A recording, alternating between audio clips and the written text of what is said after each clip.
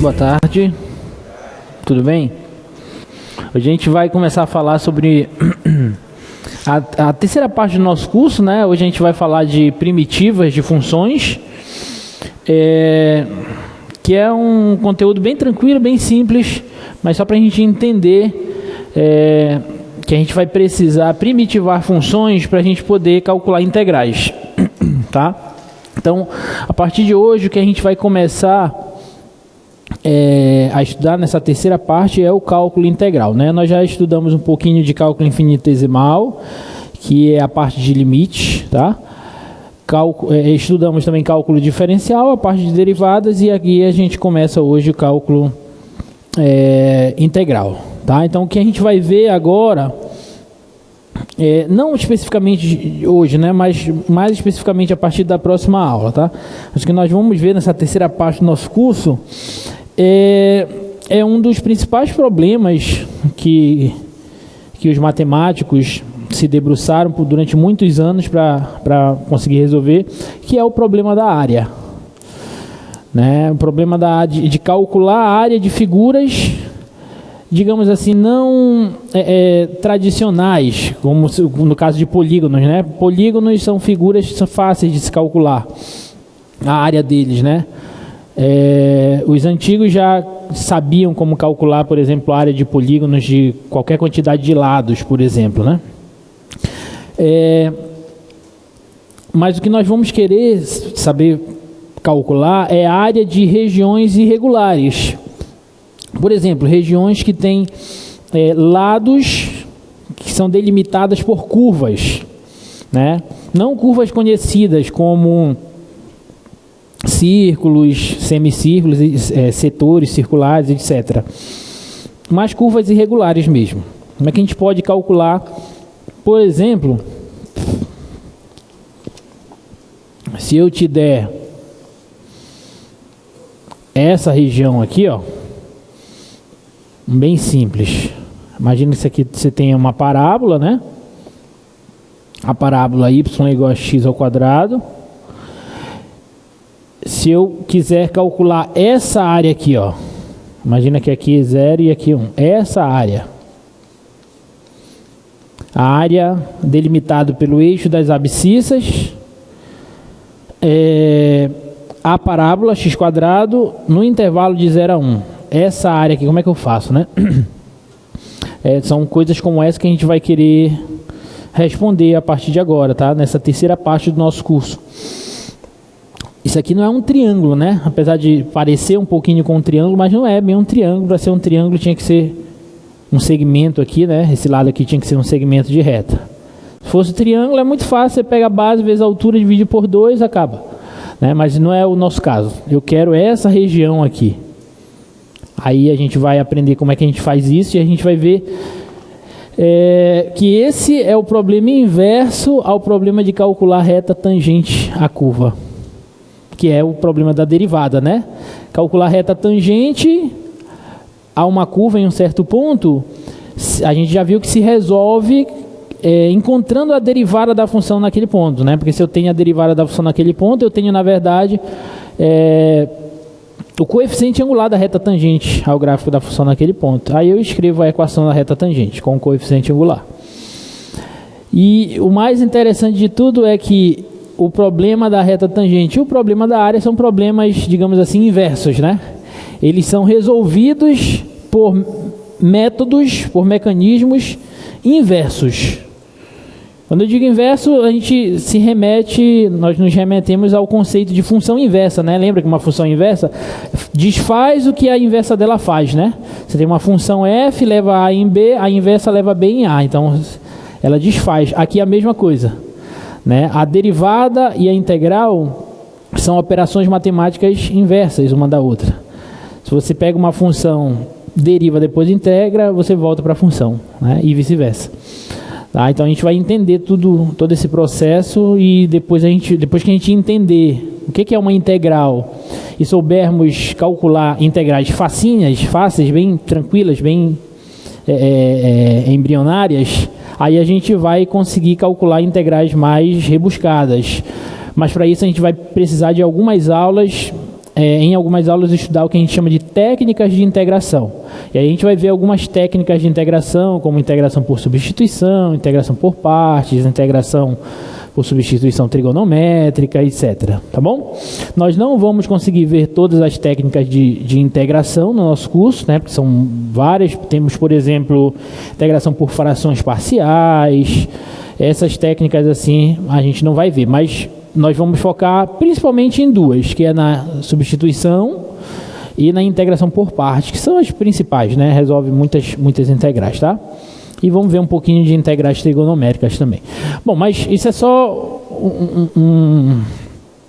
uma conversa sobre o que nós vamos estudar, tá? Nessa terceira parte.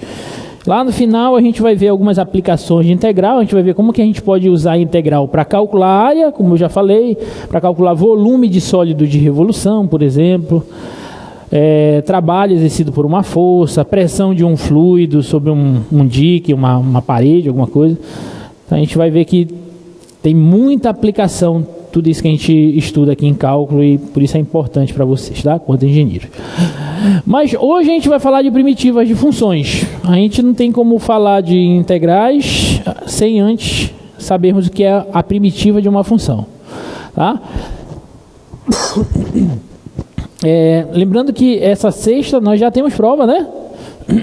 Para a gente chegar bem, né, nesse pós-férias, já tem que ter uma provazinha. Então, o conteúdo dessa semana cai sexta-feira, tá? Conteúdo de primitivas e a próxima aula, que é a integral de Riemann por definição. Então vamos começar falando sobre algumas primitivas imediatas e depois a gente vai falar sobre algumas propriedades das primitivas, tá? Vamos começar com a definição. Uma função f maiúscula, fzão, é dita primitiva ou antiderivada de f, fzinho,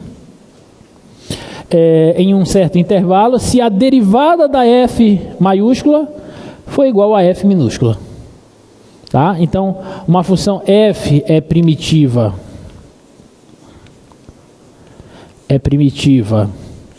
de fzinho em i, em um certo intervalo i, se a derivada dessa função f maiúscula foi igual à função f minúscula para todo x no intervalo. Então essa é simplesmente a definição de derivada de função, tá? O que a gente fez até aqui no nosso curso de cálculo diferencial? Eu pegava uma função e te perguntava quem era a derivada dessa função. Ou seja, você pegava uma função f e encontrava a derivada da f, a f', certo? Agora o que eu estou falando para vocês é o contrário, é o caminho inverso. O que é a primitiva de uma função? O que é a primitiva dessa função fzinho? Vai ser uma outra função f maiúscula, tal que quando eu derivar essa função f maiúscula, eu obtenho a f minúscula. Então se eu te der uma função e pedir a derivada dela, tu só deriva, obtém a outra função. Acabou.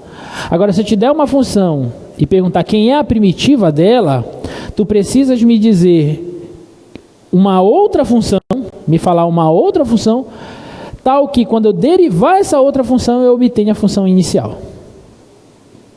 Então, não é derivar, é encontrar a função que quando eu derivar ela, eu obtenho a função original. Então é o conceito de primitiva ou antiderivada, tá? A gente pode chamar também de antiderivada porque é o contrário da derivada. Tudo bem? Esse é o conceito de primitiva de função, é muito simples. Já podia parar nossa aula de hoje aqui, a gente ir para casa e tudo certo, tá? Olha só. Olha esse primeiro exemplo. Determine a primitiva de cada uma das funções abaixo. Letra A, eu quero uma primitiva da função f de x igual a 5. Ou seja, eu tenho que encontrar uma função fzão, de modo que quando eu derivar essa função, eu obtenho 5. Que função é essa? 5x. 5x é uma primitiva dessa. Por quê? Porque se eu pegar a fzão de derivar, ou seja, se eu pegar 5x e derivar, derivada de 5x é 5, e 5 é a minha fzinha. Ou seja, quando eu derivo a f maiúscula, eu obtive a f minúscula. Então eu digo que esta função aqui, f de x igual a 5x, é uma primitiva da função f de x igual a 5. Tudo bem? É isso. É você encontrar uma função que, quando você deriva ela, você obtém a primeira função. Tá? Vamos ver outros exemplos aqui. Ó. Essa aqui.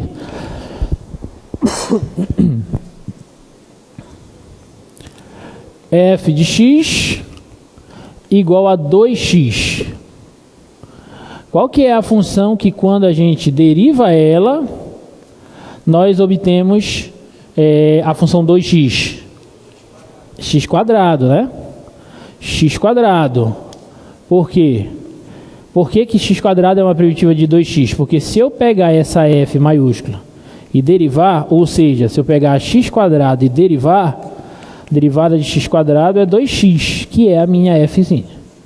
Então eu concluo que esta função aqui é uma primitiva desta daqui. Beleza? Alguma dúvida?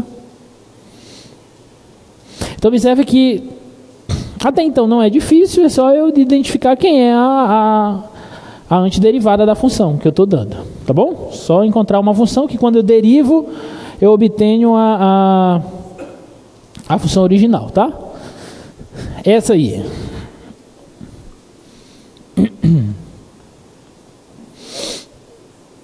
F de x igual a 6x quadrado mais cosseno x. Então, quem que é uma primitiva desta função?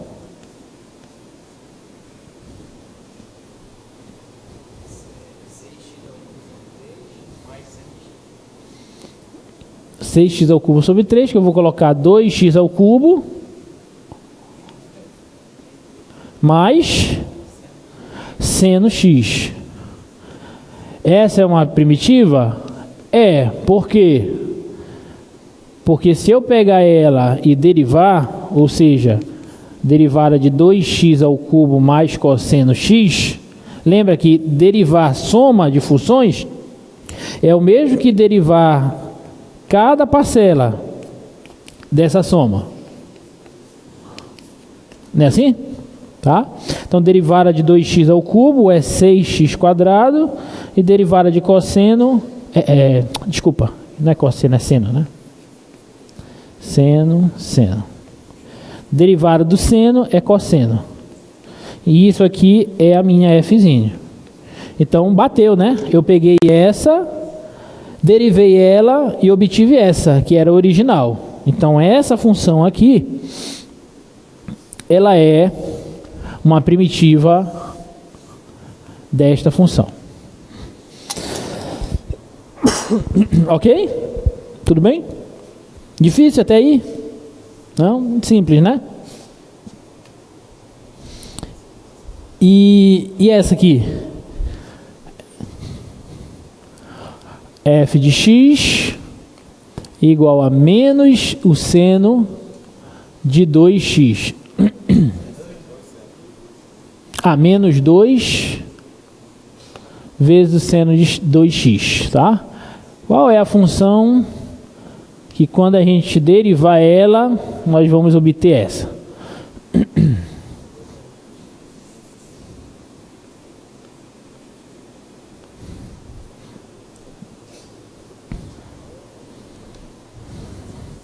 Qual é a função? Cosseno de 2x, vamos ver. Nosso amigo falou cosseno de 2x. Vamos ver. Se ela for, quando eu derivar ela, eu tenho que obter essa. Então vamos tirar a prova dos 9. Vamos derivar ela. Qual que é a derivada do cosseno de 2x? Observe que eu tenho uma composição, né? Então tem que usar a regra da cadeia. Qual que é a derivada do cosseno de 2x? É menos seno de 2x. multiplicado pela derivada de 2x. Quanto que é a derivada de 2x? É 2. Então eu vou colocar esse 2 aqui, multiplicando o seno na frente, vezes o seno de 2x, que deu a função f'. Então, de fato, essa função aqui é uma primitiva desta função. Observe que já não foi tão imediato, né? Alguns já não conseguiram visualizar, né? Que essa daqui era uma primitiva dessa. E isso vai ser a coisa mais normal do mundo, tá? Porque, na verdade, como eu falei que a gente vai ver algumas técnicas de integração, na verdade, a maioria das funções que nós iremos trabalhar, a gente não vai conseguir identificar de imediato a primitiva dela. Para isso que a gente vai precisar das técnicas de integração, tá? Ou técnicas de primitivação, para a gente encontrar as primitivas, tá? Agora, lembra que no nosso curso de derivada, nós já podíamos montar uma espécie de tabela de derivadas, né? A gente já sabe derivar uma porrada de coisa. E aí, a brincadeira é, se você sabe derivar um monte de coisa, você sabe antiderivar essas coisas. É só fazer o caminho inverso. Então, você já tem a derivada de certas funções e, imediatamente, você já tem a antiderivada ou as primitivas das funções que você derivou a função original, tá? E daqui a pouquinho a gente vai ver isso com mais calma. Essa aqui, se eu te dou a função f de x igual a 4x mais 6, quem que é a primitiva dela? Uma primitiva dela? 2x² mais 6x. Por quê? Porque quando eu derivar essa função, 2x² mais 6x, quando eu derivar isso aqui, derivada de 2x² é 4x, e derivada de 6x é 6, e isso aqui é a minha f'. Né? Então, acabamos de concluir acertadamente que essa função aqui é uma primitiva dessa. Tá? E aí a gente pode sempre tirar essa prova, né? Quando você tem uma função e você precisa encontrar a primitiva dela, você pode sempre derivar a função que você encontrou para ver se você acertou, né? Se bater com a função original é porque você acertou. Tá bom? Olha essas duas observações aqui, ó. Primeira observação. Se uma função f é uma primitiva de uma função f' em um certo intervalo, então para qualquer constante, se C é uma constante real, para qualquer constante, a função f mais constante também é uma primitiva da f'. Então olha só, primeira observação. Se f é primitiva de f' em um certo intervalo, então significa que f de x mais uma constante, essa constante é um número real, também é primitiva de f. Será que isso é verdade? De fato, olha só. Se essa é uma primitiva, então quando eu derivar essa, eu obtenho essa, certo? Essa é a minha hipótese. Qual é a minha tese, minha conclusão? É que se eu pegar ela e somar com qualquer constante real, essa função, essa soma ainda é uma primitiva da f. Para eu mostrar isso, basta que eu pegue isso aqui e derive. Se eu derivar isso aqui e der a f', então está mostrado que ela é uma primitiva, certo? Vamos derivar isso aqui, ó. Deriva f de x mais c. Bom, eu sei que derivada da soma é a soma das derivadas. Então eu derivo a primeira e somo com a derivada da segunda, certo ou não? Como f é primitiva de f', então a derivada da f' dá f'. Concorda? E quanto que é a derivada da constante? 0. Isso aqui é 0. Então deu f'. Eu peguei essa função, derivei ela e obtive a f'. Então está mostrado que essa função aqui, para qualquer constante real, é uma primitiva da f. Que quando eu derivei, obtive a f. Tudo bem? Tá? E essa segunda parte, segunda observação, olha só, vou botar lá para a gente. Se f e g são primitivas de f, então f de x tem que ser igual a g de x mais uma constante real. Ou seja, o que eu estou falando? Se você tem duas primitivas de uma mesma função, se duas funções são primitivas de uma mesma função, então essas duas funções, a única diferença entre elas é uma constante. Elas se diferem por uma constante real. Tá bom? De fato, olha só. Vamos mostrar isso aqui rapidinho. De fato, se essas duas são primitivas de f, então quando eu derivo a fzão, eu obtenho a fzinho, não é isso? E quando eu derivo a gzão, eu também obtenho a fzinho. Concorda? Vou subtrair membro a membro. Ó. Subtrai membro a membro. O que a gente vai obter? Fzão, a derivada da fzão menos a derivada da fzinho tem que ser igual a zero. Fzinho menos fzinho dá zero. Tá? Como a diferença entre derivadas é a derivada da diferença, então posso reescrever isso aqui assim, ó. Fzão menos gzão na derivada. Isso aqui tem que ser igual a zero. Certo? Bom, não sei se vocês lembram, mas a gente estudou um coroláriozinho quando nós tivemos a aula de teorema do valor médio, se eu não me engano.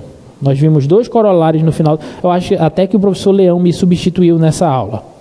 Tá? E ele, com certeza, falou desses dois corolários. Um desses corolários diz o seguinte: se a derivada de uma função em um certo intervalo for sempre nula, significa que essa função é uma constante. Vocês lembram desse resultado? Se a derivada de uma função em um certo intervalo, se você tem f' de x for igual a zero em um certo intervalo, isso significa que essa f é igual a uma constante real. Tudo bem? Aí eu vou usar esse corolário bem aqui, ó, porque a derivada dessa função, considere isso aqui como uma função só. A derivada dessa função toda é sempre igual a zero no intervalo. O que significa? Significa que isso aqui é uma constante. Tá bom? Então isso aqui vai implicar, ó, que fzão menos gzão é igual a uma constante ser real. Se eu pegar isso aqui e jogar para lá, para o outro lado, ó, então fzão vai ser gzão mais constante. Pronto. Como a gente queria demonstrar. Tá? Então eu acabei de mostrar o seguinte, ó, se você tem duas funções que são primitivas de uma mesma função, essas funções só se diferem por uma constante. A única diferença entre elas é uma constante. Então, olha para esses dois resultados. Que conclusão a gente pode tirar dessas duas observações? Primeira observação, recapitulando. Se uma função for primitiva de outra, então essa função mais uma constante também é primitiva da f. Segunda observação, se duas funções são primitivas de uma mesma função, elas só se diferem por uma constante. Que conclusão eu tiro desses dois resultados? Eu tiro a seguinte conclusão. Se eu te der uma função e você acha a primitiva de uma função, na verdade você vai encontrar infinitas primitivas, que a gente chama de família de primitivas da função. E toda essa família de primitivas, a única diferença entre esses elementos dessa família são as constantes reais. Ou seja, você não me disse que a função x², por exemplo, ela é uma primitiva da 2x? Mas eu poderia ter dito também que a função f de x igual a x² mais 1 também é uma primitiva de 2x. Por quê? Porque se eu derivar x² mais 1, qual é a derivada de x²? 2x. Qual é a derivada da constante? 0. Então, quando eu derivar essa função, eu também obtenho a função 2x. Então, ela também é uma primitiva da 2x. Se eu pegar a função f de x igual a x² menos 1000, isso aqui é uma primitiva da 2x? É, porque quando eu derivar x², eu obtenho 2x. Quando eu derivar menos 1000, eu obtenho 0. E eu volto para a função original. Então, isso aqui também é uma primitiva. Ou seja, qualquer função desse jeito aqui, ó, que eu escreva desse jeito, x² mais uma constante real, isso aqui sempre vai ser primitiva dessa função. Como eu estou fazendo essa constante passear nos reais, então eu tenho infinitas primitivas aqui. Isso aqui a gente chama de família de primitivas dessa função. Qualquer função dessa que eu derivar, eu obtenho essa. Então isso aqui é uma família de primitivas. Então quando eu te dou uma função, quantas primitivas essa função vai ter? Vai ter infinitas. Só que a característica dela, a cara dela sempre vai ser x² mais alguma constante. Então não tem como você obter uma outra primitiva dessa função que não tenha um x² atrelado a ela. Sempre vai ter um x² mais uma constante. Não pode aparecer um x ao cubo, um x à quarta, alguma coisa do tipo. Sempre vai ser x² mais uma constante. A mesma coisa aqui, ó. Isso aqui não foi uma primitiva dessa? Então qual é a primitiva mais geral dessa função? É 2x ao cubo mais seno de x mais constante. Pronto. Essa é a família de primitivas dessa função f. Aqui é a mesma coisa. Isso aqui não foi uma primitiva dessa? Então quais as primitivas gerais dela? Cosseno de 2x mais constante. Aqui é a mesma coisa. 2x² mais 6x mais constante. Tudo beleza? Essa constante, gente, a gente vai ver mais à frente que ela é muito importante, ela aparece lá quando a gente vai trabalhar integrais indefinidas. Ela é chamada de constante de integração. Tá? Esse Czinho, essa constante C aí, que pode ser qualquer letra, né? C, K, qualquer coisa, é só para indicar que é uma constante. Ela é chamada de constante de integração. Tudo bem? Então aquelas duas observações, elas são na verdade esse teorema aqui, ó. Mostrei pra gente. Se f é uma primitiva de f em um certo intervalo, então a primitiva mais geral de f nesse intervalo é f de x mais constante. Então todas as primitivas, a primitiva mais geral da função f são dadas por esse jeito. Por isso que na hora que eu estava resolvendo os exercícios, eu perguntava assim, ó. Quem é uma primitiva dessa função? Aí vocês me disseram, é x². Uma primitiva. Por quê? Porque tem infinitas. Ela tem uma família de primitivas. Tudo bem? Alguma dúvida? Tá tudo bem com vocês? Tá? Beleza. Vamos fazer esses aí.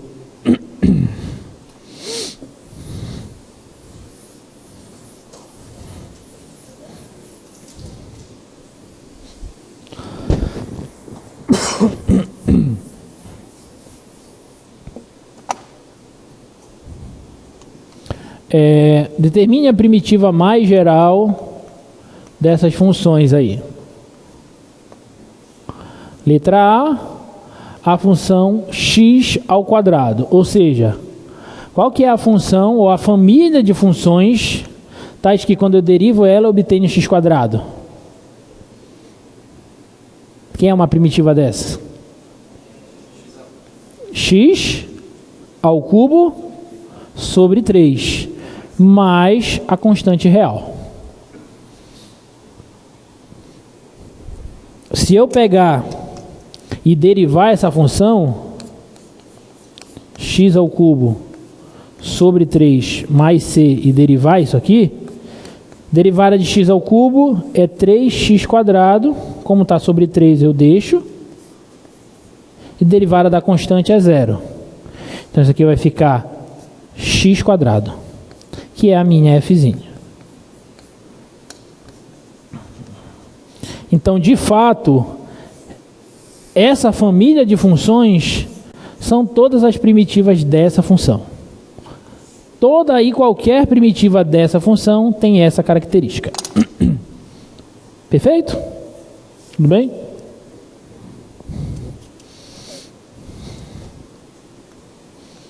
B. Mostra lá para mim. F de x igual ao seno de x. Quem que é a primitiva de seno de x? Menos cosseno x, mais constante. Por quê? Porque se eu derivar, qual que é a derivada do cosseno? Do cosseno menos seno, né? Então, derivada de cosseno, menos cosseno de x mais c, derivada do cosseno de x é menos seno de x. Derivada da constante é 0. Aí eu faço o jogo de sinal, menos e menos, mais. Isso aqui é a minha fzinha. Então, de fato, todas as primitivas da seno de x é menos cosseno de x mais constante. Tá bom? Dúvidas? Não?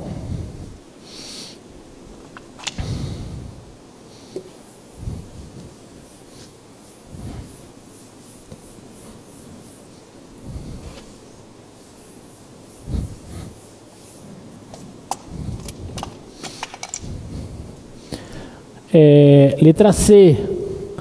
Se eu te der a função f de x igual a 4 sobre x ao cubo, qual que é uma primitiva dela?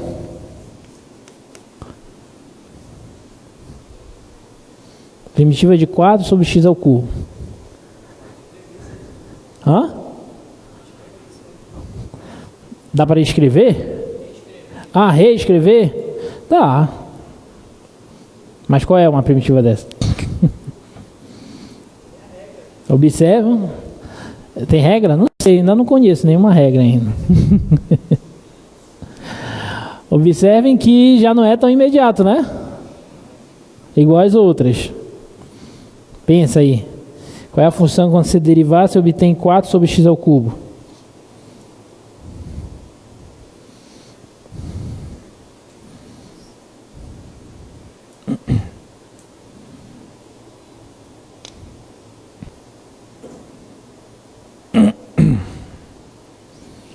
Bora lá, galera. Qual é uma primitiva de 4 sobre x ao cubo? 12 sobre x². Vamos tirar a prova dos 9. Se eu derivar essa função, eu tenho que obter essa, né? Então vamos lá. Vamos derivar ela. Derivada de 12 sobre x².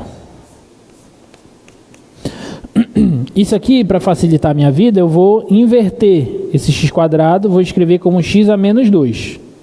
Então, estou querendo derivar isso, certo? Como é que dá a derivada disso? Fica 12 vezes menos 2 vem para cá, vezes diminui uma unidade do expoente. Menos 2, menos 1. Então, isso aqui vai dar 12 vezes menos 2 dá menos 24. X a menos 2 menos 1 dá menos 3. Aí eu posso inverter de novo. Isso aqui fica 24 sobre x ao cubo. Deu? Mesmo resultado? Não. Então não é essa. Essa daqui não é primitiva.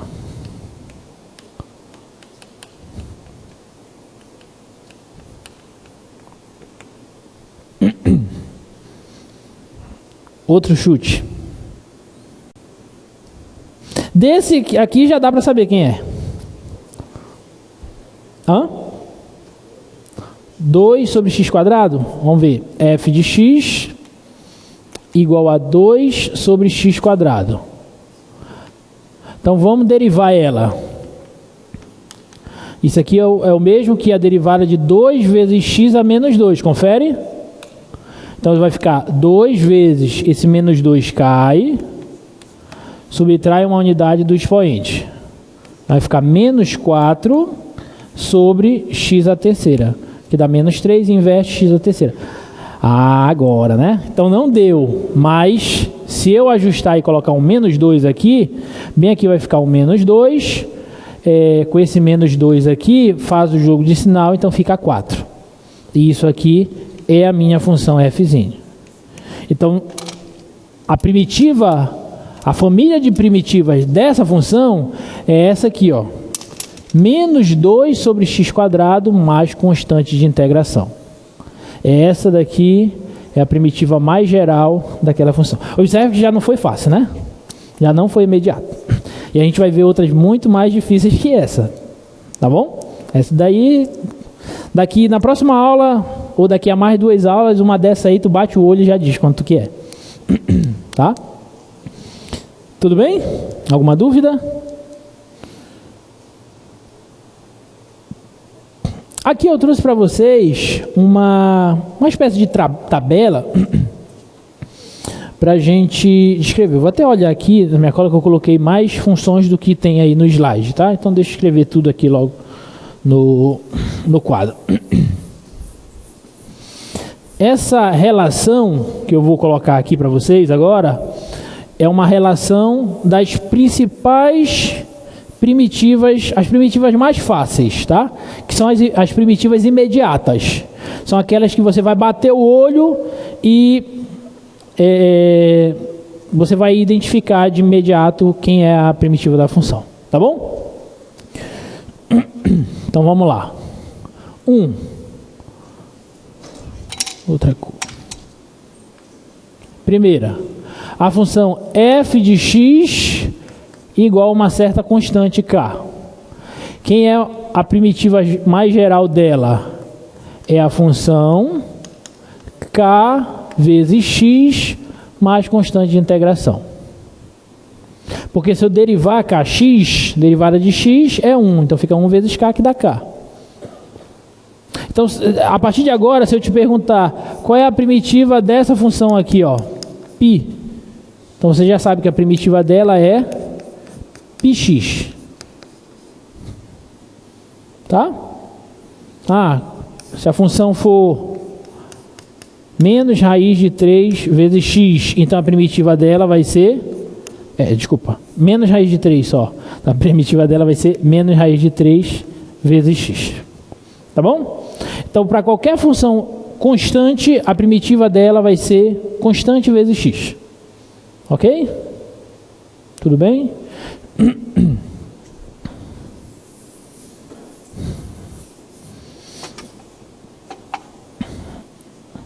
Essa aqui, ó, 2.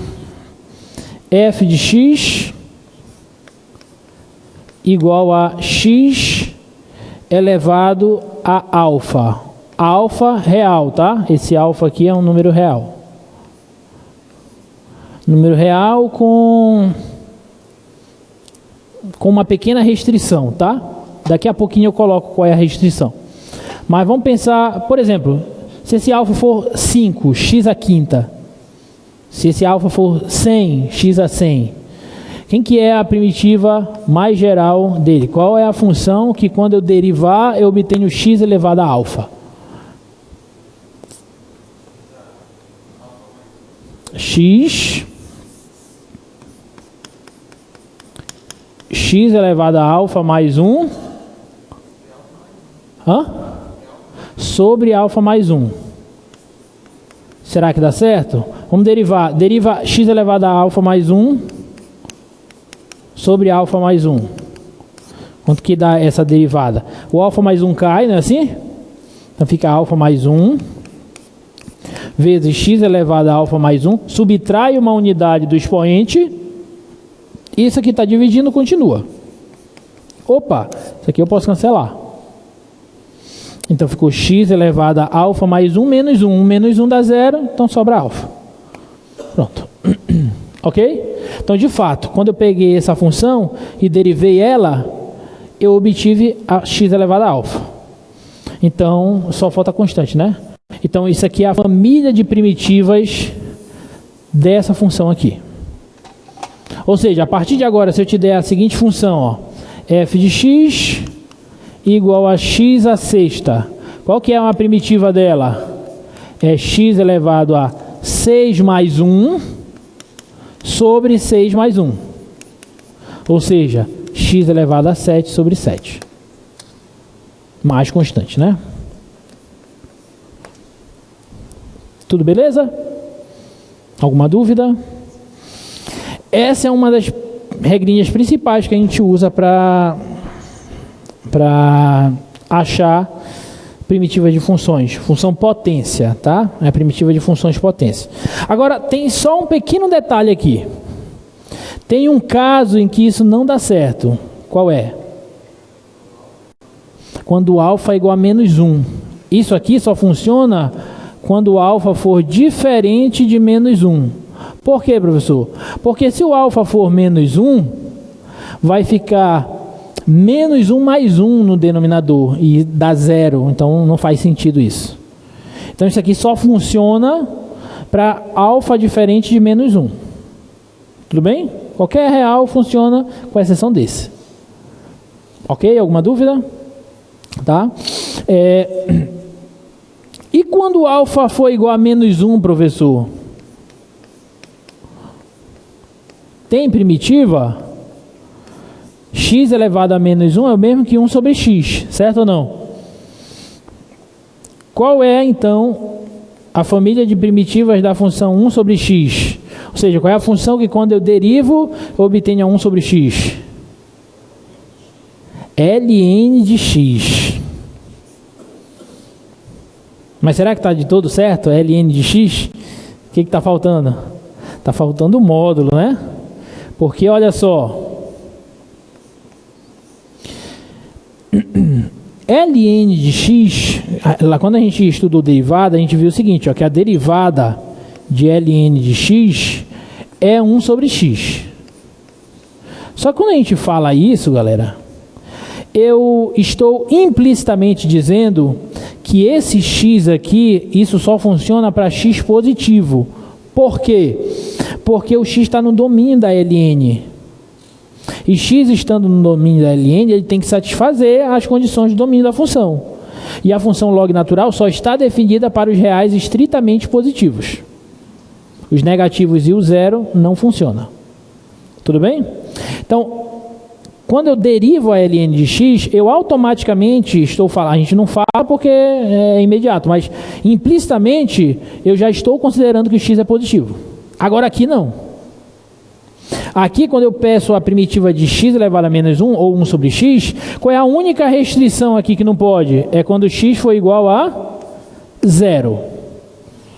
Tirando esse caso, o x aqui pode ser positivo ou negativo. Então não faz sentido eu dizer que uma primitiva de ln, uma primitiva de 1 sobre x é ln de x, porque eu corro o risco de estar trabalhando com x negativo. E aí, se o x for negativo, eu não posso dizer que é ln de x. Por isso que eu preciso do módulo. Deste modo, isso vale tanto para x positivo quanto para x negativo. Tá? Então, a partir de agora, quando eu perguntar para vocês qual é uma primitiva de 1 sobre x, aí você vai me dizer log natural do módulo de x mais constante. Ok?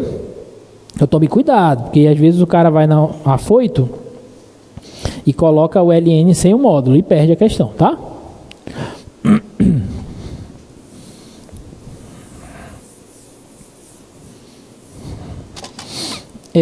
Vamos ver outras aqui. 4. Se eu tenho a função f de x igual a e elevado a x, quem é uma primitiva dela? A própria e elevado a x mais constante, né? Por quê? Porque quando eu derivo a e elevado a x, eu obtenho ela mesma. Então, quando eu antiderivar ela, eu obtenho ela mesma. Tá bom? 5. Essa aqui a gente já viu, mas deixa eu colocar aqui só para a gente completar a nossa tabelinha, a nossa lista. Primitiva de cosseno de x, seno de x mais constante. Tudo bem? F de x igual a seno de x. Quem é uma primitiva ou a família de primitivas do seno menos cosseno, cuidado, mais constante. Tá bom? 7. Essa aqui. Vamos ver se vocês lembram. F de x igual a secante ao quadrado de x. Quem é a família de primitivas dessa função?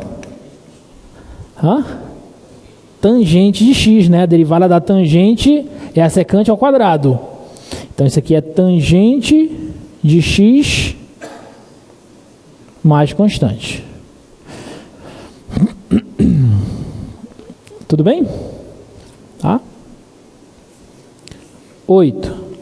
E essa aqui, f de x igual a cossecante ao quadrado de x. É a função que quando eu derivo eu obtenho a cossecante ao quadrado. Menos cotangente. Menos cotangente de x. Mais constante. Tudo bem? Observe que o que eu estou fazendo é usar a tabela de derivadas para encontrar as primitivas. Porque na nossa segunda parte do curso, eu vi que a derivada de kx é x. Eu vi que a derivada de x elevado a alfa é alfa vezes x elevado a alfa menos 1. Então, posso obter essa fazendo uma substituiçãozinha. Eu vi que a derivada do log natural é 1 sobre x. Eu vi que a derivada da e elevado a x é a própria e elevado a x. Eu vi que a derivada do seno é cosseno. A derivada do cosseno é menos seno, então só trabalho os sinais. Eu vi que a derivada da tangente é secante ao quadrado. Vi que a derivada da cotangente é menos cossecante ao quadrado. Então eu vi tudo isso. Só estou fazendo o caminho inverso. Eu pego a derivada da função, inverto, obtenho a antiderivada. Ok? 9. Se eu tenho a função f de x igual a secante vezes tangente, quem é a primitiva mais geral dela? Qual é a função quando eu derivar eu obtenho secante vezes tangente? Secante. Isso aqui é a secante de x, mais constante, tá? Derivada da secante é secante vezes tangente, tá? Então é importante, galera, que vocês tenham bem fresco na cabeça de vocês essas derivadas. Porque essas são as primitivas, como eu falei, essas são as primitivas imediatas, tá? Deixa eu até colocar aqui, ó. Primitivas imediatas, que são aquelas que a gente bate o olho e já sabe quem é a primitiva da função.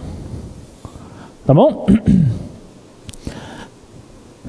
Outra, se eu tenho f de x igual a cossecante vezes cotangente, quem é a primitiva dela? Menos cossecante, muito bem. Menos cossecante de x, mais constante. Tudo bem? Tá?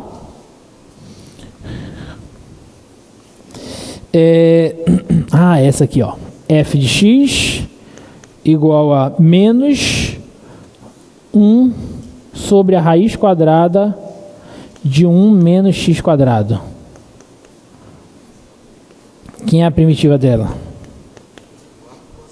Arco cosseno de x. Muito bem, tá afiado na tabela de primitivas, né? Quando eu derivo o arco cosseno, eu obtenho menos 1 sobre raiz de 1 menos x quadrado. A gente viu isso aqui quando a gente falou de derivada de funções inversas. Tá? Aí eu tenho as outras. F de x igual a 1 sobre raiz de 1 menos x quadrado. Aí a primitiva dessa daqui é arco seno de x. Mais constante. Ok?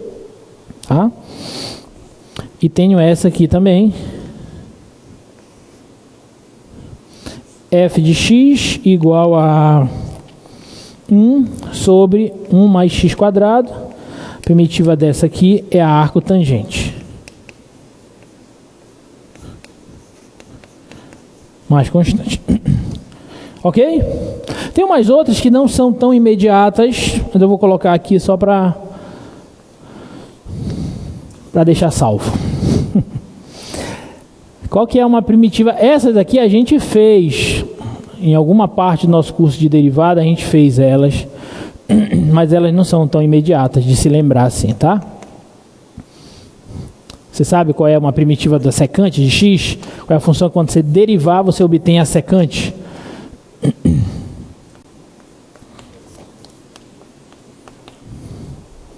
Alguém lembra? Essa é mais difícil, tá?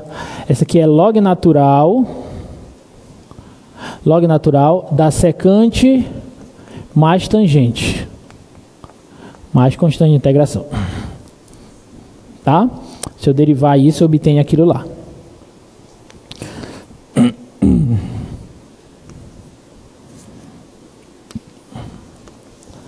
F de x igual a cossecante.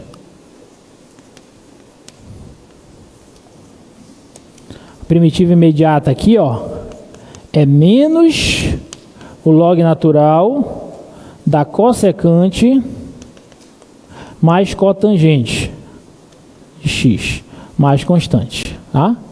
E a última, acabar, f de x igual a cotangente de x,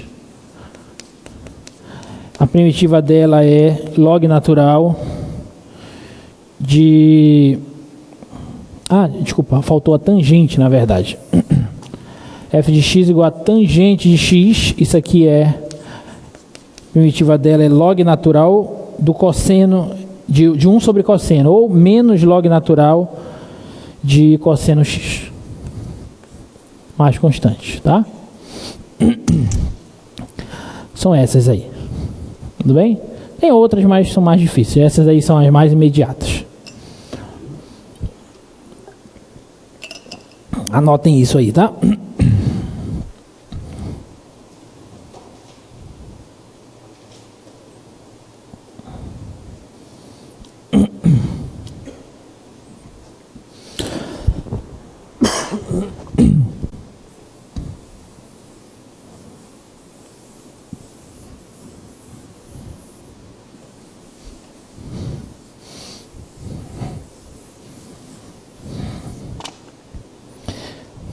Tudo em paz, tudo tranquilo.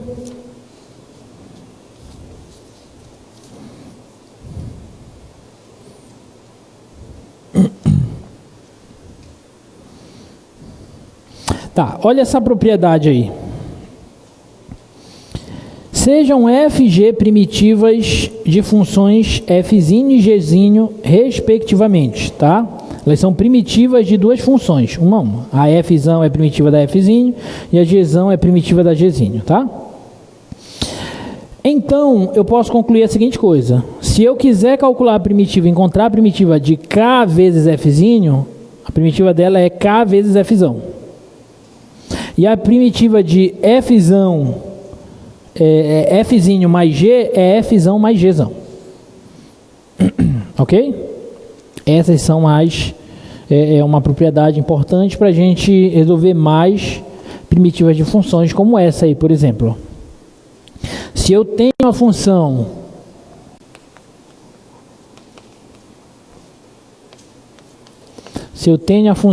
f de x igual a 3 vezes o seno de x, a primitiva dela, bom, eu já sei que uma primitiva do seno é quem, galera? Primitiva do seno é, olha a tabela, né? Menos cosseno. Só que eu tenho esse 3 multiplicando a função, então é só colocar esse 3 aqui, ó. Pronto. Porque a primitiva de uma constante vezes a função é a constante vezes a primitiva dela. Ok?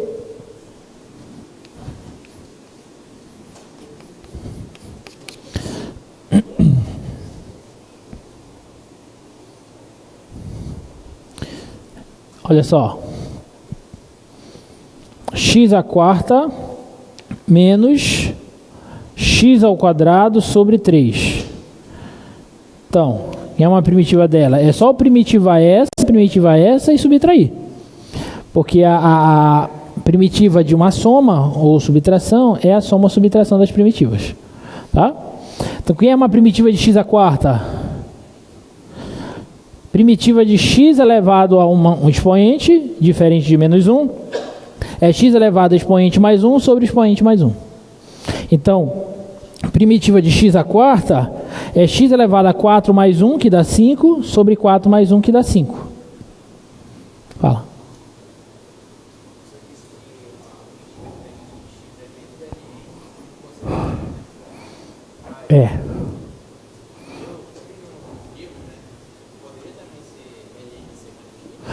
Pode ser ln de secante também, porque se eu usar a propriedade do log, esse menos 1 vem para cá para frente, então fica ln do cosseno a menos 1, do cosseno de x elevado a menos 1, né? Ou seja, isso aqui é ln de 1 sobre cosseno de x, e cosseno de x é secante, mais constante, então pode ser ln de secante também, tá? Bem observado. Tá, então, primitiva de x à quarta é x à quinta sobre 5, menos primitiva de x ao quadrado, primitiva de x ao quadrado, x ao cubo, sobre 3, só que já tem um 3, então ele vai multiplicar, 3 vezes 3, 9. Pronto, então essa daí é a primitiva, mais constante, né? Que faltou a constante, que faltou a constante. Tá bom? Ok? C, f de x igual a x elevado a 1 sobre x ao cubo. X mais 1 sobre x ao cubo. Então, quem é a primitiva dela? Quem é a primitiva de x? X quadrado sobre 2. Tem 1 aqui, né? Então fica x elevado a 1 mais 1 sobre 1 mais 1. Mas, observem que isso aqui eu posso reescrever como x a menos 3. Então eu posso aplicar a mesma regra. Primitiva da potência, tá? Então fica x elevado a menos 3 mais 1 sobre menos 3 mais 1. Então isso aqui vai dar x quadrado sobre 2, aqui vai ficar menos 2, concorda? Com esse mais dá menos, então vai ficar menos x elevado a menos 2 sobre 2, certo? Então isso aqui vai dar fzão igual a x quadrado sobre 2, menos 1 sobre, invertendo, dá 2x quadrado, mais constante de integração. Beleza? Dúvidas?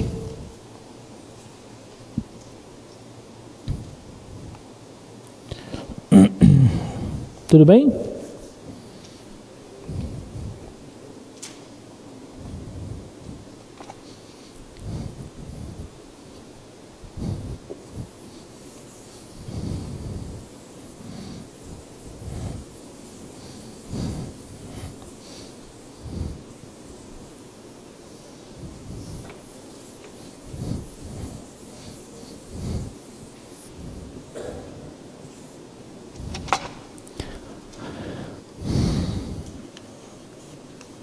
F de x igual a 3x à quinta mais 2x menos 5 sobre x à terceira.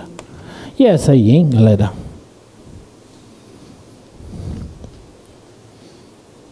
O que vocês fariam aí? Essa daqui é melhor você mexer nela antes, tá? Você pode reescrever assim, ó, 3x à quinta sobre x à terceira, mais 2x sobre x à terceira, menos 5 sobre x à terceira. Né? Então, simplificando aqui, ó, x à quinta sobre x à terceira dá x ao quadrado. Eu subtraio 5 menos 3, 2. Né? Aqui dá 2 vezes x elevado a menos 2, né? 1 menos 3, menos 2. E aqui eu posso inverter, 5x a menos 3. E agora eu uso a regra. Tá? Primitiva aqui vai ser x ao cubo, né? 3x ao cubo sobre 3 dá x ao cubo. Aqui dá...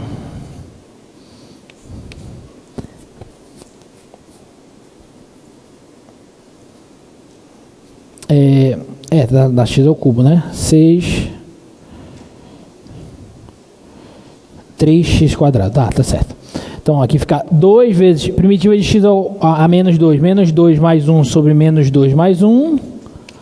E aqui, x elevado a menos 3 mais 1 sobre menos 3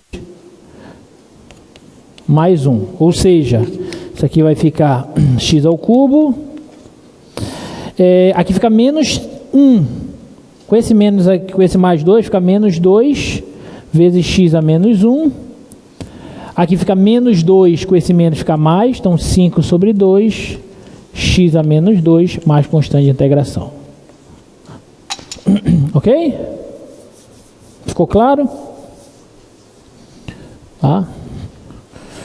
Beleza.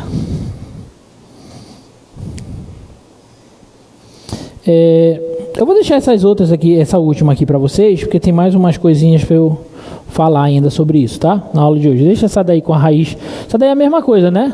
Tá, tem raiz ali, reescreve, quebra o denominador, simplifica e só depois você acha a primitiva. Fica mais fácil.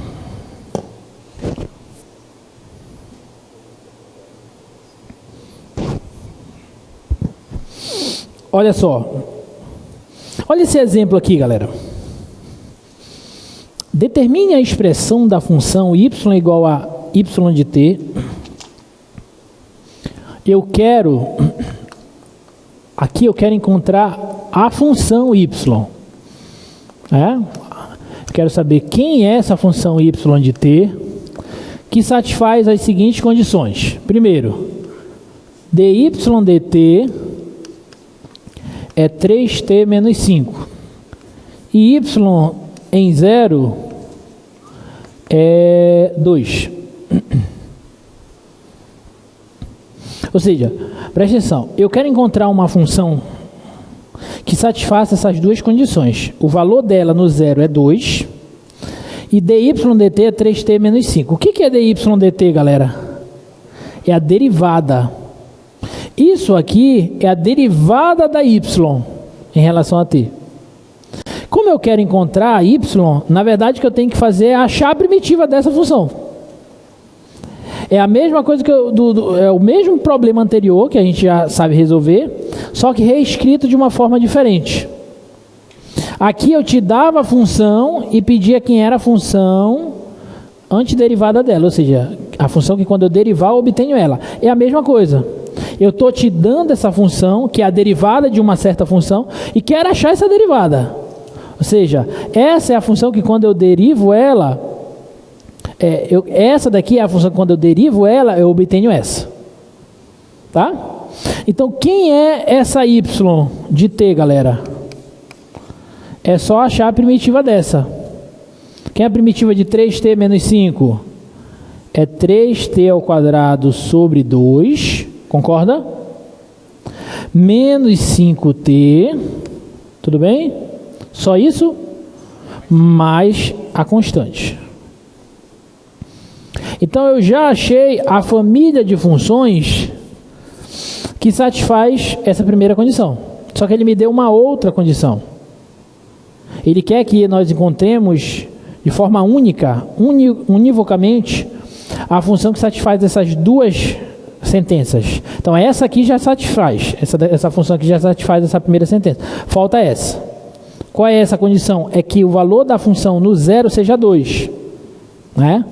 Então a segunda coisa, y de 0 é 2. Bom, se o y de 0 é 2, significa que se eu substituir o t por 0, isso aqui tem que dar 2. Né? Então 2 vai ser igual a 3 vezes 0 ao quadrado sobre 2, menos 5 vezes 0 mais constante. Ora, isso dá 0, isso dá 0. Então eu acabo de concluir que a constante é 2.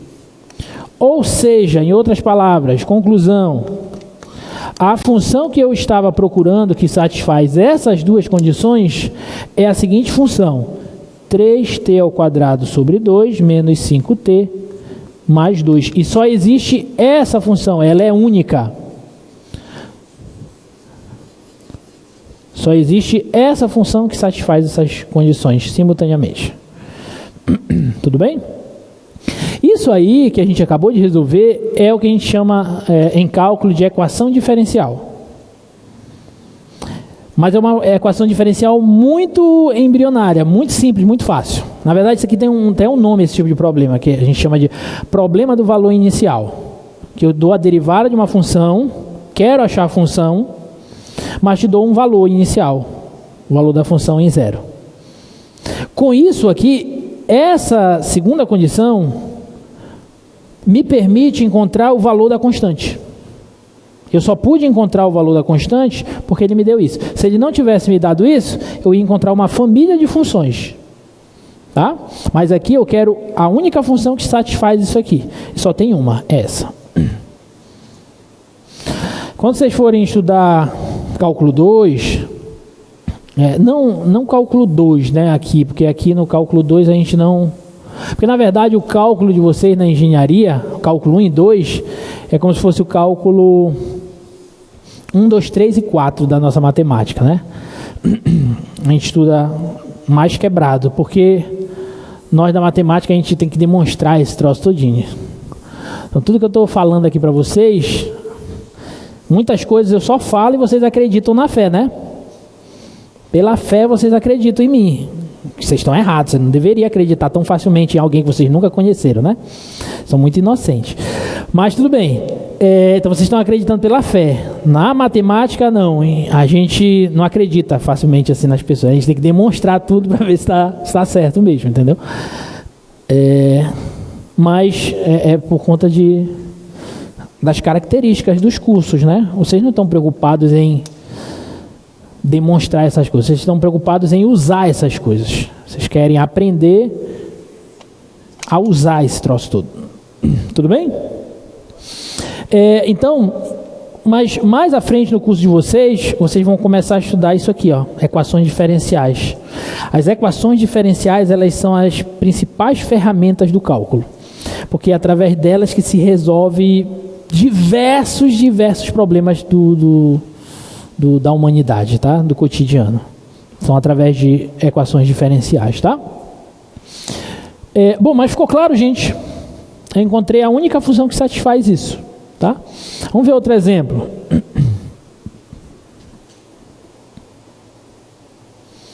Olha só, determine a função posição x igual a x de t de uma partícula, cuja velocidade v de t é 4t menos 7 e x em 1 é 1.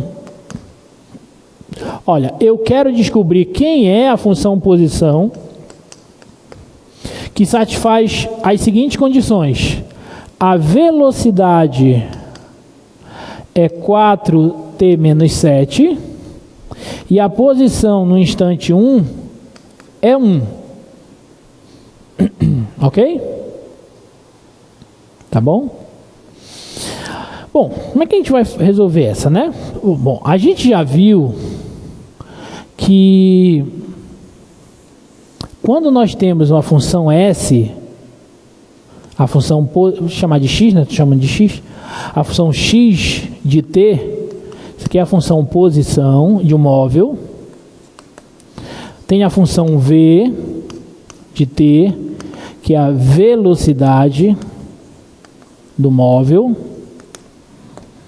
da partícula.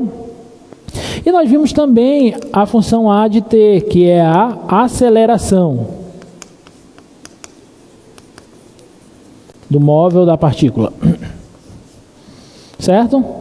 Lá no início do nosso curso de derivadas, nós discutimos um pouquinho sobre essa parte cinemática, né, das derivadas.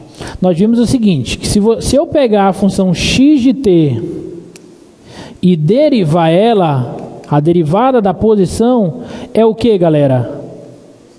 É a velocidade. Ok?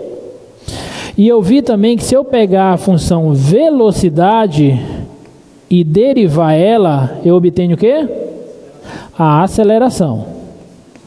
Em outras palavras, a aceleração eu posso também obter ela, né, que na verdade é assim que se faz, pegando a posição e derivando ela duas vezes. Né? Porque a aceleração é a derivada da velocidade e a velocidade, por sua vez, é a derivada da posição. Então, se eu pegar a posição, derivar uma, obtenho a velocidade. Derivo outra, obtenho a aceleração. Então, a aceleração é a segunda derivada da posição. Tudo bem? Por que eu estou falando isso? Porque nesse problema, eu estou te dando a velocidade e quero a posição, a função posição. Se eu derivar essa, eu não obtenho essa? Sim ou não? Se eu derivar a posição, não obtenho a velocidade? Sim, está aqui. Aqui eu quero o inverso. Eu estou te dando a velocidade e quero a posição. Ou seja, eu quero a primitiva dessa. Eu quero a antiderivada dessa. Tá claro? Tá? Então, diz lá para mim quem é a família de primitivas dessa função.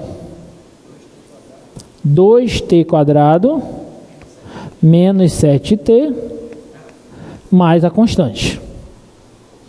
Então, isso aqui é a família de funções que satisfaz essa primeira condição.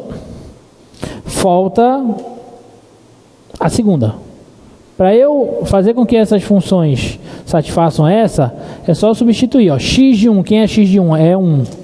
E isso eu obtenho quando? Quando eu substituo t por 1. Então vai ficar 2 vezes 1 ao quadrado, menos 7 vezes 1, mais constante. 2 menos 7 dá menos 5, passa para cá somando, dá 5. 1 mais 5 igual a c, constante. Portanto, a constante aqui é igual a 6.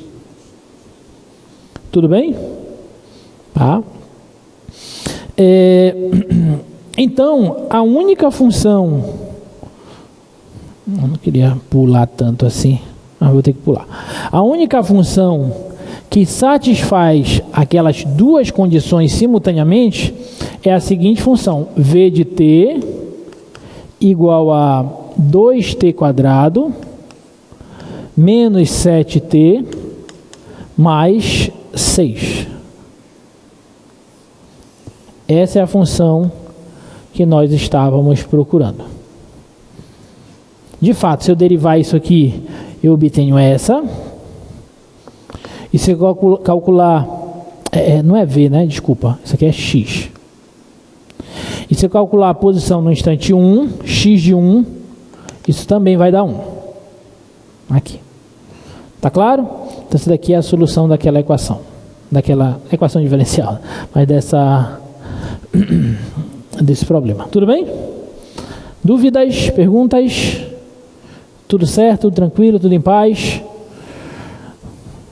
Dado que pode cair alguma coisa disso na tua prova de sexta, né?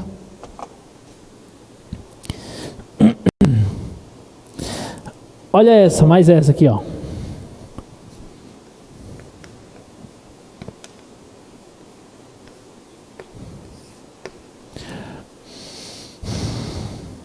Determine a função posição de uma partícula. Opa, eu quero a função x de t, que possui aceleração igual a 7t mais 2 e satisfaz as seguintes condições: v de 0 é 2 e x de 0 é 1. Então observe que agora já é um pouquinho diferente. Porque eu estou te dando a função aceleração e estou querendo descobrir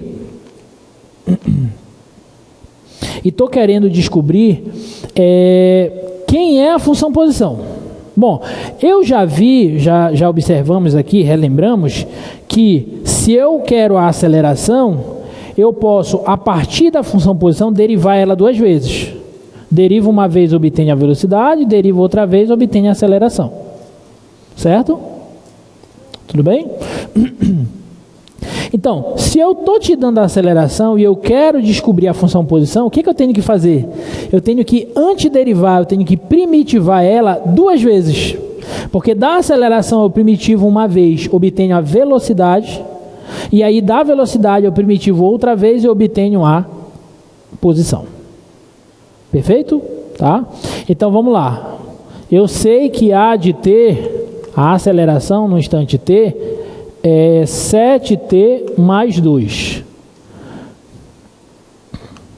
Daí eu vou primitivar uma vez para obter a velocidade. Quem é uma primitiva de 7t mais 2?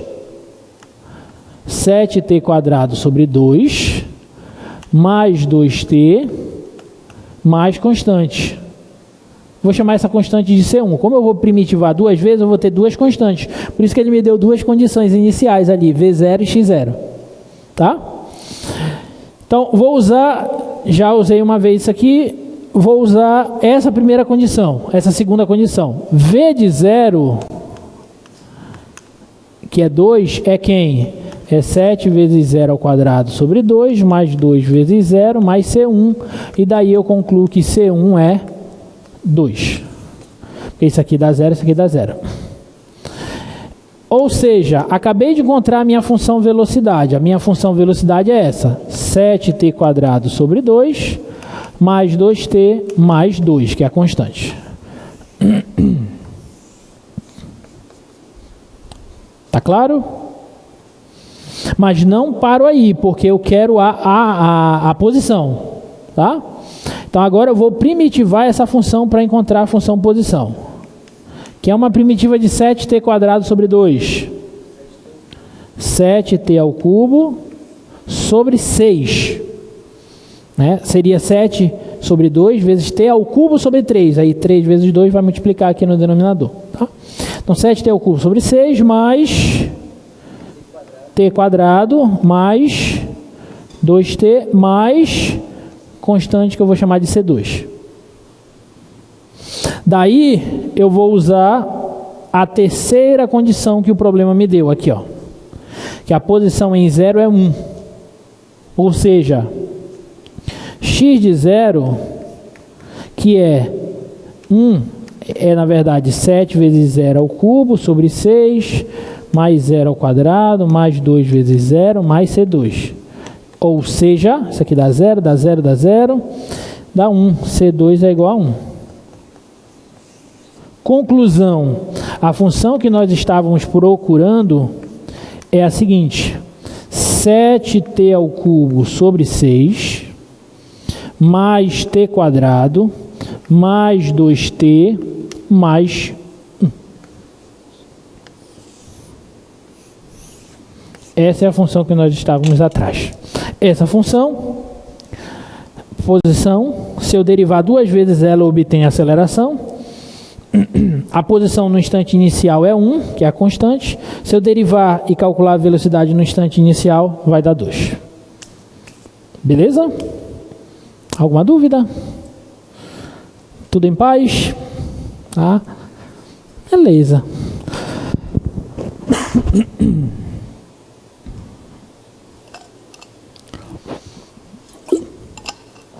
Bom, vou aproveitar esse tempinho que nos restam, que nos resta. A aula de hoje terminou aí, tá? Eu vou adiantar logo um pouquinho da aula que vem.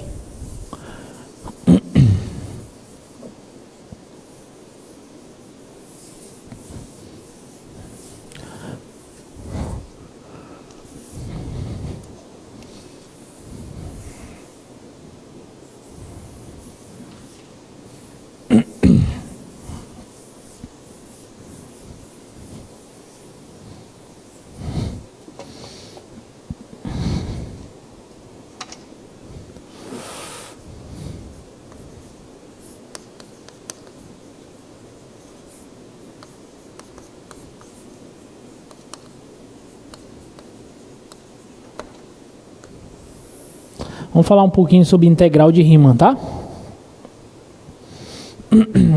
Agora sim a gente começa o nosso curso de cálculo integral, propriamente dito. Como eu falei no início da aula de hoje, essa ideia de integração é uma ideia que está atrelada a um problema, que é o problema da área, tá? A área abaixo de uma curva, uma função. E esse problema os matemáticos perseguiram durante muitos anos até conseguir resolver essa questão, esse problema, tá? Tudo começou, por exemplo, vamos tomar um exemplo aqui. Imagina que você tem um círculo.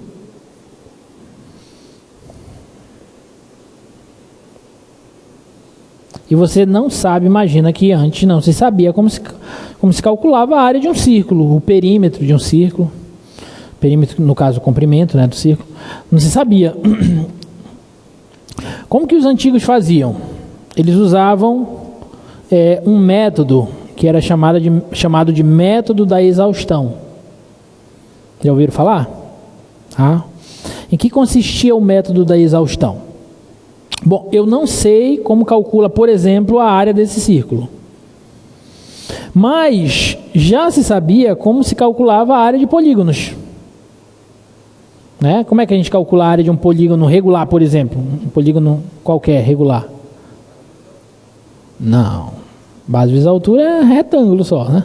Qualquer polígono, se eu te der um pentágono regular, como é que tu calcula a área dele? Se eu te der um decágono regular, como que tu calcula a área dele? Vocês sabem? Apótema vezes o semiperímetro. Você pega o semiperímetro do polígono, multiplica pelo apótema dele, você obtém a área dele. Tá? E aí, como já sabia essas coisas, mas não sabia calcular a área de círculo, o que eles faziam? Eles começavam a preencher o círculo por polígonos cada vez, com o número de lados cada vez maior. Por exemplo, se eu pegar um quadrado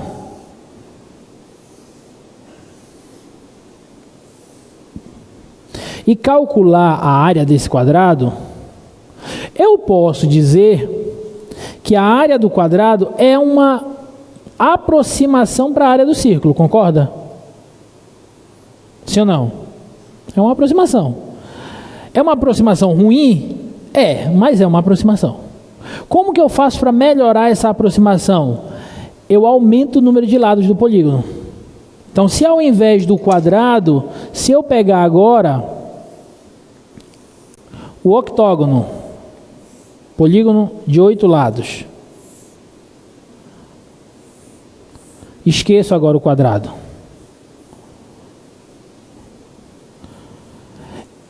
Agora eu calculo a área do octógono.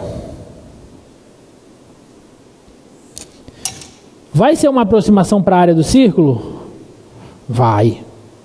E vai ser uma aproximação melhor que a anterior? Vai, porque esses espaços agora estão mais bem preenchidos. Tudo bem? Como é que eu faço para melhorar essa aproximação? Aumento o número de lados do polígono. Se eu pegar agora o polígono de 16 lados,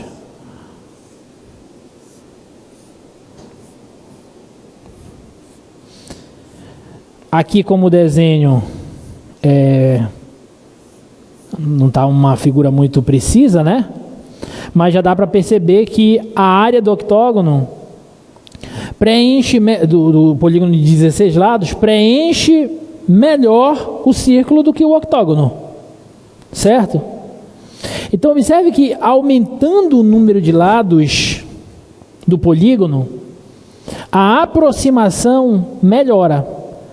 E isso acontece tanto na área quanto no perímetro, porque se eu somar os lados aqui desse polígono, essa soma se aproxima cada vez melhor, cada vez mais do comprimento do círculo. O que eles faziam então? É claro que na antiguidade não tinha nada de cálculo, né? Cálculo é um conceito matemático recente, né, digamos. Mas o que se fazia? Começava a se aumentar, a aumentar cada vez mais o número de lados do polígono e via se esses valores que você ia obtendo, se esses valores iam se aproximando de um certo valor. Se eles tendiam, é claro que na época não era essa frase, né? Mas o que se observava era se as áreas e os perímetros desses polígonos com lados, número de lados cada vez maior, convergiam ou tendiam para algum valor. E observava-se que isso acontecia. E aí definiam aquele valor como, no caso, a área ou perímetro do círculo. Tudo bem? E hoje parece uma coisa muito simples, né? Mas isso foi uma coisa que revolucionou bastante. E esse foi o embrião do que a gente chama hoje de cálculo integral. Na verdade, o que está implícito nesse processo aqui do método da exaustão é o cálculo infinitesimal, é o conceito de limite. Porque verificava-se para onde os valores estavam convergindo quando se fazia o número de lados do polígono crescer cada vez mais. Ou seja, hoje em dia eu posso dizer que eu estou fazendo o n, que é o número de lados do polígono, tender a infinito. Estou aumentando cada vez mais. E estou vendo para onde a área ou o perímetro convergem. Hoje a gente sabe que a área converge para πr², que é a área do círculo, e o perímetro converge para 2πr, que é o comprimento do círculo. Tudo bem? Inclusive foi dessa forma que chegou-se pela primeira vez aos valores de π, né? O π vem desse processo aí, tá? A integral de Riemann é um artifício matemático do cálculo que tem como base, a ideia inicial, esse método da exaustão. Tá? O que a gente vai fazer? Eu vou pegar uma função, vou pegar a função que eu dei no início da aula, a função x², uma bem fácil. Na aula que vem eu vou detalhar esse processo, tá? Vou resolver vários exemplos, tá? Tá aqui a função x².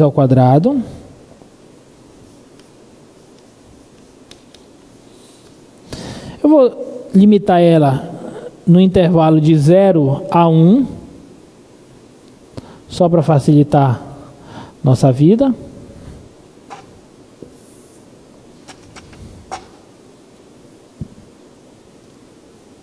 E a brincadeira aqui, pessoal, vai ser a seguinte. Eu quero calcular a área delimitada pela função f de x igual a x², o eixo das abscissas e as retas x igual a 0 e x igual a 1. Então é essa região aqui que eu quero descobrir, ó, a área dela. Quanto que vale esta área aqui? Tá? Então, como é que a gente vai fazer? Rapidinho. Na aula que vem eu vou detalhar, tá? Só explicar aqui a ideia inicial de como nós iremos trabalhar esse conceito.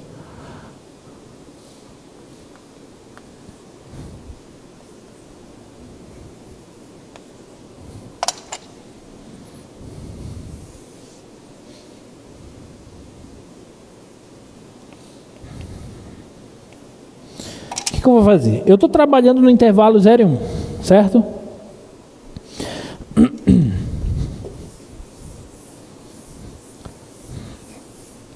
Neste intervalo 0, 1, galera, neste intervalo aqui, ó, de 0 a 1, eu vou tomar nesse intervalo o que a gente chama em matemática de uma partição desse intervalo. O que é particionar um intervalo? É dividir um intervalo. Então, vou dividir esse intervalo em subintervalos menores. Tá? Essa partição que eu vou tomar, ela pode ser uma partição que tem subintervalo de mesmo comprimento ou não. Vai depender do modo que você está trabalhando. E funciona em qualquer caso. O mais incrível é isso, que funciona em qualquer caso.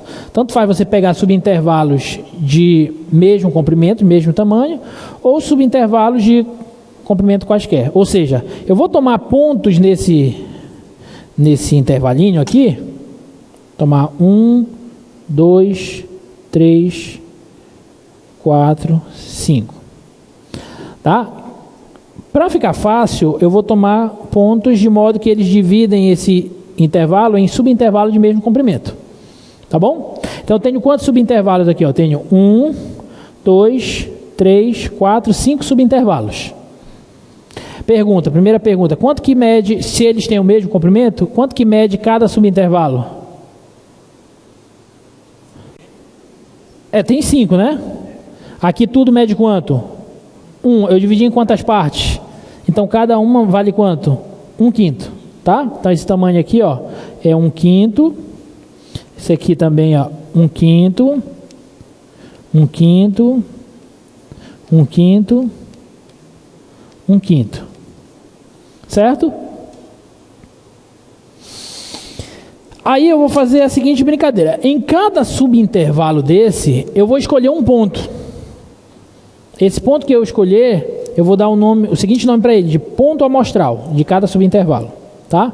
Então, por exemplo, nesse subintervalo aqui eu posso escolher um ponto qualquer, e esse ponto aqui pode ser qualquer ponto no intervalo, inclusive os extremos. Eu vou até tomar os extremos aqui para vocês perceberem o seguinte, ó. Vou escolher este ponto, este ponto, este ponto, este ponto e este ponto. E eu vou olhar agora para retângulos, os seguintes retângulos. Os retângulos de base, tamanho dos subintervalos, e a altura vai ser o valor da função nos pontos amostrais. Assim, ó. O primeiro retângulo vai ter essa base, e a altura dele vai ser o valor da função nesse ponto amostral. Então vai ser esse valor bem aqui, ó. Pá. Então eu estou olhando para este retângulo. Ok? Segundo retângulo, base 1/5, e a altura dele vai ser o valor da função nesse ponto, ou seja, este valor bem aqui, ó. E eu vou olhar para este outro retângulo, ó.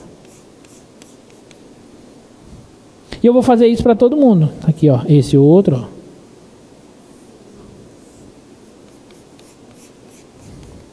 Este outro.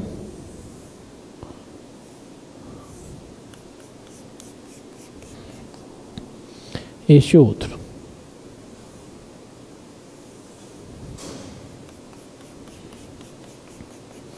E aí o que eu vou fazer agora? Eu vou calcular a área de cada retângulo desse e vou somar essas áreas. Você concorda que quando eu somar as áreas de cada retângulo desse, o resultado dessa soma vai ser uma aproximação para a área que eu quero calcular, que é essa área aqui? Concorda? Vai ser uma aproximação. É uma boa aproximação? A priori não, porque eu tomei só 5 subintervalos. Mas se eu aumentasse a quantidade de subintervalos, por exemplo, se eu tomasse 10 subintervalos, aí olha o que vai acontecer. Aqui, ó, vou dividir mais ainda, ó. Cada subintervalo eu vou dividir mais uma vez. Aí agora eu vou olhar para este retângulo aqui, ó. Aqui, aqui e aqui, ó. Isso aqui já some. Agora eu vou olhar para este outro aqui, ó. Aí eu vou olhar agora para este outro aqui, ó. Este outro. Este outro. Isso aqui some. Este outro. Aqui. Isso aqui já some. E aqui.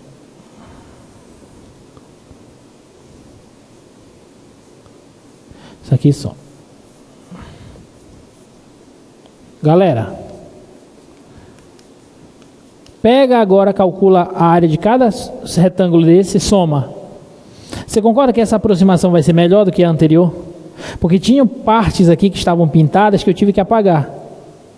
Então agora a soma das áreas desses retângulos é uma aproximação melhor que a quantidade anterior. Agora imagina que eu divido agora novamente. Pego intervalinhos cada vez menores. E aí eu vou ter retângulozinhos que vão se aproximando cada vez mais da curva. Essa é a ideia da integral de Riemann. Essa soma, eu vou pegar isso, vou fazer o número de subintervalos estender a infinito. Imagina que eu pego esse intervalo de 0 e 1 e subdivido ele em, sei lá, 1 milhão de subintervalos. a aproximação vai ser bem melhor, concorda? E quanto mais subintervalos, quanto mais retângulos eu for colocando, melhor vai ficar a aproximação que eu estou trabalhando. Essa é a ideia da integral de rima. Essa soma dessas áreas, a soma dessas áreas é o que a gente chama de soma de rima. Tá? E aí eu vou calcular o limite dessas somas. Quando eu calcular o limite dessas somas, se esse limite convergir para um número real, aí eu vou dizer que esse número real é a área abaixo dessa curva, que a gente vai definir como a integral da função f, no caso x², no intervalo de 0 a 1, e nós vamos escrever com essa seguinte notação. A área vai ser a integral, que vai ser esse S aqui meio estilizado, tá? O símbolo da integral de rima, de 0 a 1, que é o intervalo que eu estou trabalhando, da função x² dx. E a gente vai ver na aula que vem quanto que dá essa integral, fazendo esse processo. Tá bom? Deu para entender esse conceito inicial? Próxima aula a gente vai detalhar mais isso, tá? Um forte abraço, estudem e até quarta-feira.